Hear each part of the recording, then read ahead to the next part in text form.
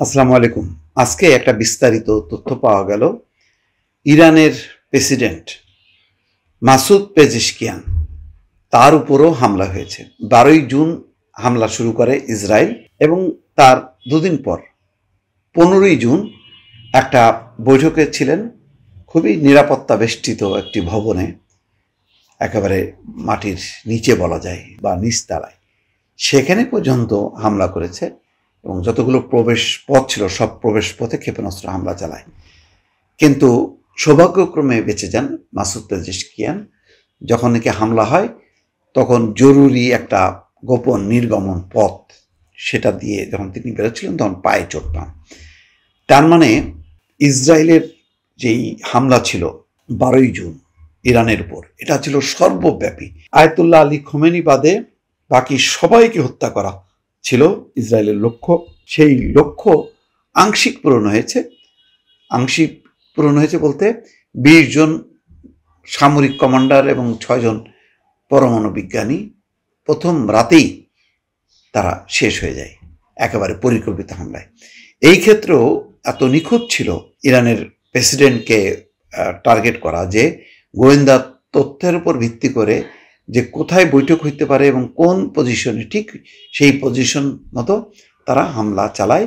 কিন্তু ব্যাপক নিরাপত্তা প্রস্তুতি থাকার কারণে সৌভাগ্যক্রমে বেঁচে যান প্রেসিডেন্ট মাসুদ পেজেশকিয়ান এবং তার উচ্চপদস্থ যেই প্রশাসনের কর্মকর্তারা। এই খবরে বলা হচ্ছে, আল জাজিরা এই খবর দিয়েছেন, বলা হচ্ছে যে ইসরায়েলি হামলায় আহত হয়েছিলেন ইরানের প্রেসিডেন্ট, জরুরি পথে পালিয়েছিলেন। ইরান এবং ইসরায়েলের 12 দিনের সংঘাতের সময় বিমান হামলা হয়েছিল ইরানের প্রেসিডেন্ট মাসুদ পেজেশকিয়ানের উপরেও।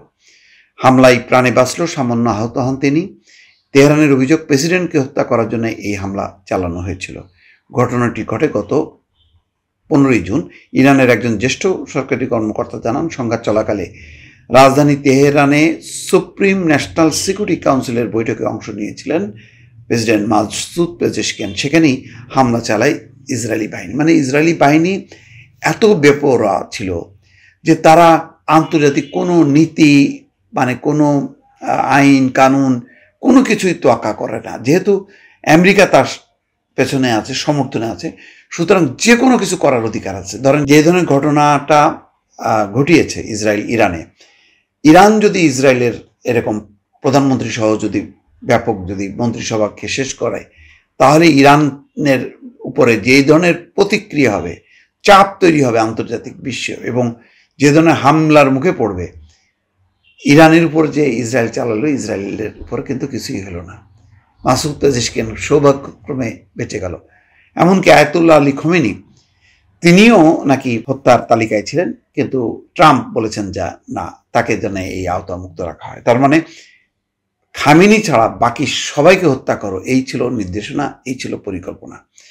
নাম প্রকাশ না করার শর্তে ইসরায়েলের একজন কর্মকর্তা বলছেন, ইরান সরকারের 3 বিভাগের শীর্ষ নেতাদের হত্যার জন্য ওই হামলা চালিয়েছিল ইসরায়েল।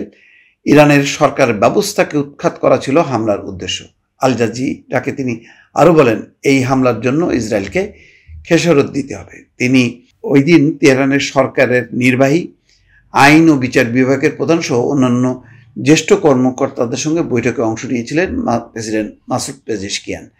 দুপুরের আগে বৈঠক চলার সময় হামলার ঘটনা ঘটে। ইরানের আধা সরকারি ফার্স সংবাদ 12 দিনের সংঘাত চলাকালে ঘটে যাওয়া ওই হত্যা চেষ্টা সম্পর্কে নতুন তথ্য প্রকাশ করেছে। ইরানের প্রেসিডেন্টও প্রথমবারের মতো গত সোমবার এক সাক্ষাৎকারে এই হামলার বিষয়টি স্বীকার করেন।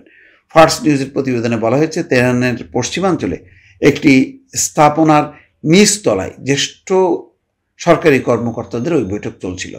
ভবনটির প্রবেশমুখ আর বের হওয়ার পথে 6টি ক্ষেপণাস্ত্র নিক্ষেপ করা হয়। এর মধ্য দিয়ে ভবনটি থেকে পালানোর পথ বন্ধ করা এবং বাতাস চলাচল বাধাগ্রস্ত করা ছিল উদ্দেশ্য, যাতে দম বন্ধ হয়ে তারা মারা যায়। ক্ষেপণাস্ত্র হামলার পরপরই ওই ভবনের বিদ্যুৎ সংযোগ বিচ্ছিন্ন হয়ে যায়। তবে আগে থেকে ঠিক করে রাখা একটি জরুরি নির্গমন পথ ব্যবহার করে প্রেসিডেন্ট মাসুদ পেজেশকিয়ান সহ সরকারের জ্যেষ্ঠ কর্মকর্তাদের ভবনটি থেকে নিরাপদে বের করে আনা সম্ভব হয়। বের হওয়ার সময় প্রেসিডেন্ট পেজেশকিয়ানের পায়ে সামান্য চোট লাগে বলে জানা গেছে। সংবাদ সংস্থা বলেছে এই হামলার ক্ষেত্রে শত্রুদের কাছে থাকা গোয়েন্দা তথ্য এতটাই নির্ভুল ছিল যে ইরানের কর্তৃপক্ষ ইসরায়েলি গুপ্তচর থাকার সন্দেহ নিয়ে এখন তদন্ত করে দেখছে। দর্শক, বোঝেন অবস্থা। এই ইসরায়েলের সঙ্গে ইরানের কখনো কোনোদিন আপোষ হবে না। ভালো থাকবেন। আল্লাহ হাফেজ।